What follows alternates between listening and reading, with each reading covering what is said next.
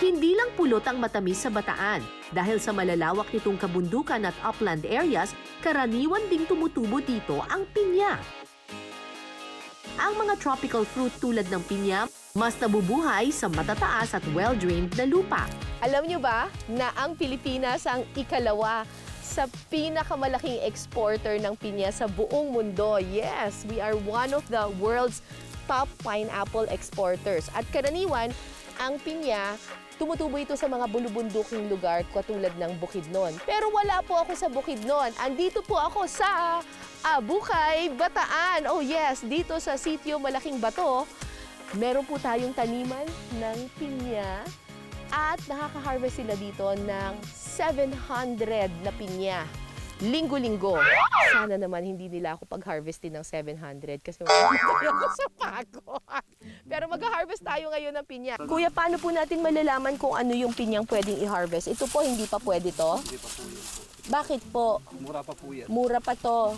Ano yung hinahanap po natin? Hinag na po niya. Ito. Yung ganyan, parang medyo orange. Tapos paano po to? Basta hilahin lang? Kain nyo lang pong ganyan po. Ay, ang dali lang pala.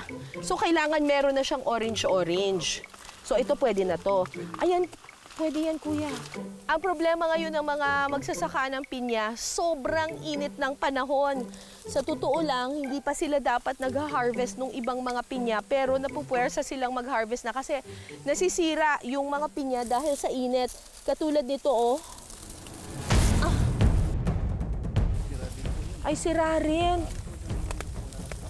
Ito, tingnan ninyo, oh. Nasira na rin. Nasunog na siya sa sobrang init. Ako rin po nasusunog na. Ang init! Diyos ko, ilagay pa ba natin ito? Hindi na. Iwan na lang natin. So, nakikita ninyo meron ditong mga tuyong dahon. Ang ginawa ng mga magsasaka, kasi na-anticipate nga nila na baka mabulok yung ibang pinya.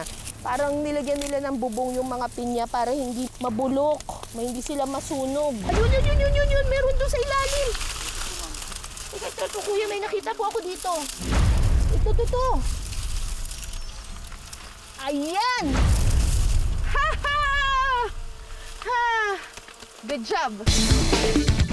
The struggle is real sa pag-harvest ng pinya sa initan. Pero tiis-tiis lang. Kailangang makarami ng ani kesa mabulok ang mga bunga.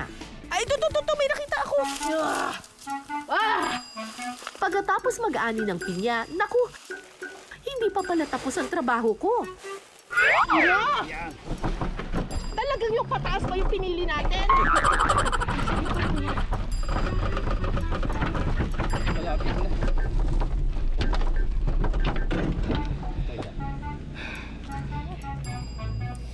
Hindi pa talaga kayo na kontento no? Pinainitan nyo na ako, tapos papagtulakin nyo pa ako. Grabe na kayo. Pinasarap. Level kayo. At dahil mas pinyahirap ang challenge sa akin, deserve ko ring mag-ani ng masarap na reward. Ang pinya, bidang sangkap sa pininyahang manok. Una munang igigisa ang sibuyas at bawang. Sunod na ilalagay ang manok at pakuluin ito ng bahagya. Lalagyan natin yung tatas Yung patatas tsaka para carrots. po sabay siya lumambot. Oo. Lagyan natin ng pampalasa, ma'am. Titimplahan ito ng patis at pakukuluin sa loob ng 10 minuto o hanggang sa lumambot ang mga gulay. Sunod na ihahalo ang all-purpose cream. Tapos evaporated milk. Tapos coconut milk, ma'am. Kaiba, no? Yung iba kasi gata lang ang ginagamit. Yes, Yung ma'am. iba naman cream Opo. lang ang ginagamit. Opo. Ano? Ito talagang pinagsama-sama. Ako para mas creamy siya. Sunod na ilalagay ang bell pepper at pinya. Takpan at hayaan pang kumulo sa loob ng 5 minuto. Wow! Nagmantika na rin, ano? Huling ilalagay ang paminta at kaunting cornstarch pampalapot. Maya-maya pa, ready to serve na ang pininyahang manok.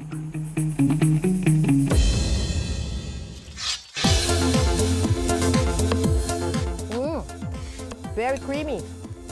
Okay naman to. Saktong-sakto yung luto ni Kuya. Okay pala yun, ano? Yung merong cream, tapos merong panggata. Sarap ng lasa. Very creamy.